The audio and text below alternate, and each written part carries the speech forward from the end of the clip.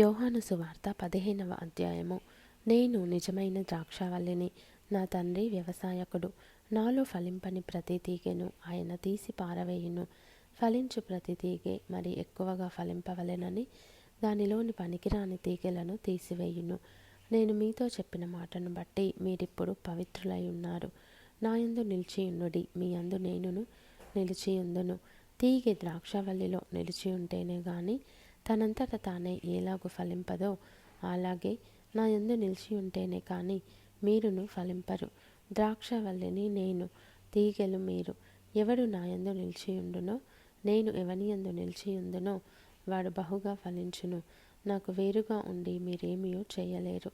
ఎవడైనను నా యందు నిలిచి ఉండని ఎడల వాడు తీగ వలె బయట పారవేయబడి ఎండిపోవును. మనుషులు అట్టి వాటిని పోగు చేసి అగ్నిలో పారవేతురు, అవి కాలిపోవును. నా యందు మీరును, మీ యందు నా మాటలను నిలిచి ఉండిన ఎడల మీకేది ఇష్టమో అడుగుడి, అది మీకు అనుగ్రహింపబడును. మీరు బహుగా ఫలించుట వలన నా తండ్రి మహిమపరచబడును. ఇందువలన మీరు నా శిష్యులగుదురు. తండ్రి నన్ను ఎలాగూ ప్రేమించెనో నేనును మిమ్మును అలాగూ ప్రేమించితిని. నా ప్రేమయందు నిలిచియుండుడి. నేను నా తండ్రి ఆజ్ఞలు గైకొని ఆయన ప్రేమయందు నిలిచియున్న ప్రకారము మీరును నా ఆజ్ఞలు గైకొనిన ఎడల నా ప్రేమయందు నిలిచియుందురు. మీ యందు నా సంతోషము ఉండవలెననియు మీ సంతోషము పరిపూర్ణము కావలెననియు ఈ సంగతులు మీతో చెప్పుచున్నాను. నేను మిమ్మల్ని ప్రేమించిన ప్రకారము మీరొకరినొకడు ప్రేమించవలెననుటయే నా ఆజ్ఞ. తన స్నేహితుల కొరకు తన ప్రాణము పెట్టువాని కంటే ఎక్కువైన ప్రేమ గలవాడెవడునూ లేడు. నేను మీకు ఆజ్ఞాపించు వాటిని చేసిన ఎడల మీరు నా స్నేహితులై ఉందురు.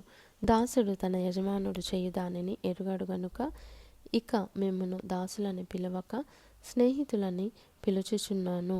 ఎందుకనగా నేను నా తండ్రి వలన వినిన సంగతులన్నిటినీ మీకు తెలియజేసి తిని, మీరు నన్ను ఏర్పరచుకొనలేదు.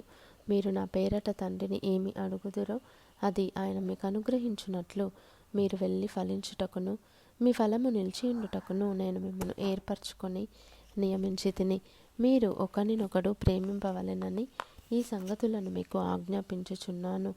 లోకము మిమ్మల్ని ద్వేషించిన ఎడల మీకంటే ముందుగా నన్ను ద్వేషించనని మీరెరుగుదురు.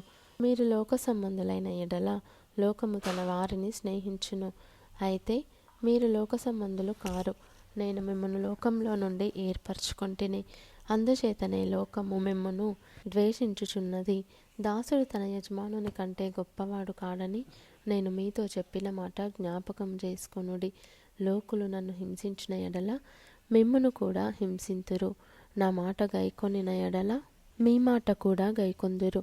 అయితే వారు నన్ను పంపిన వానిని ఎరుగరు గనుక నా నామము నిమిత్తము వీటినన్నిటినీ మీకు చేయుదురు. నేను వచ్చి వారికి బోధింపకుండిన ఎడల వారికి పాపము లేకపోవును. ఇప్పుడైతే వారి పాపమునకు మిష లేదు. నన్ను ద్వేషించువాడు నా తండ్రిని కూడా ద్వేషించుచున్నాడు. ఎవడునూ చేయని క్రియలు నేను వారి మధ్య చేయకుండిన ఎడల వారికి పాపము లేకపోవును. ఇప్పుడైతే వారు నన్నును నా తండ్రిని చూచి ద్వేషించి ఉన్నారు. అయితే నన్ను నిర్హేతుకముగా ద్వేషించిరి అని వారి ధర్మశాస్త్రములో వ్రాయబడిన వాక్యము నెరవేరునట్లు ఈలాగు జరిగెను. తండ్రి యొద్ద నుండి మీ యొద్దకు నేను పంపబోవు ఆదరణకర్త అనగా తండ్రి యొద్ద నుండి బయలుదేరు సత్యస్వరూపి అయిన ఆత్మ వచ్చినప్పుడు ఆయన నన్ను గూర్చి సాక్ష్యమిచ్చును. మీరు మొదట నుండి నా యొద్ద ఉన్నవారు గనుక మీరును సాక్ష్యమిత్తురు.